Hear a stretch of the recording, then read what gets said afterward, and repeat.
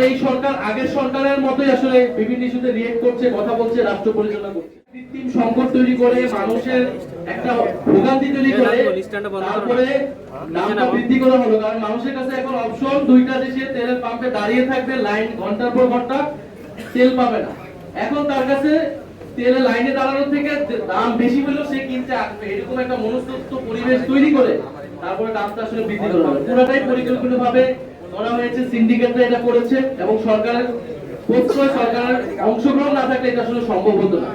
ফলে আমরা মনে করবো যে জনগণকে ভোগান্তি করার কোনো প্রয়োজন ছিল না।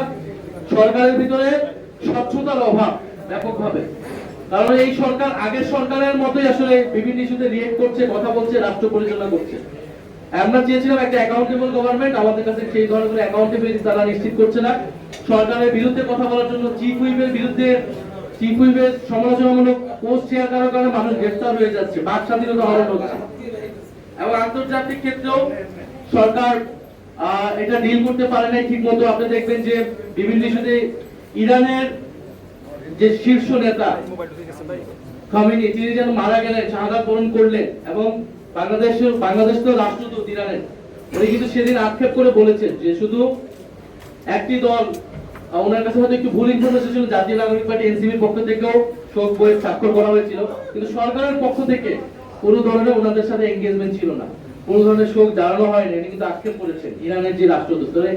ফলে কূটনৈতিক জায়গায় তো সরকার কোনো ভারসাম্যমূলক কূটনৈতিক গ্রহণ করছে বলে আমাদের কাছে মনে হচ্ছে না। ফলে এইসব জায়গা সবকিছু কিন্তু আন্তর্জাতিক পরিস্থিতি, দেশের এই পরিস্থিতি সরকারকে বুঝতে হবে। দেশের অর্থনৈতিক পরিস্থিতি ক্রমান্বয়ে খারাপ হচ্ছে, সেই জায়গায় আমরা বলেছিলাম যে জাতীয় ঐক্যের জায়গাটা যাতে আমাদের অটুট থাকে, একটা রাজনৈতিক সমঝোতার মধ্যে দিয়েই আমরা মনে করি যে এই সরকার কাজ করতে পারবে, সফল হবে। কিন্তু সমঝোতা সরকার নষ্ট করেছে প্রথম দিনই, যখন সে গণভোটকে অস্বীকার করেছে। ফলে গণভোটকে অস্বীকার করলে আমাদের পক্ষেও সুযোগ নেই সরকারের সাথে সহযোগিতামূলক ভাবে কাজ করার। ধন্যবাদ।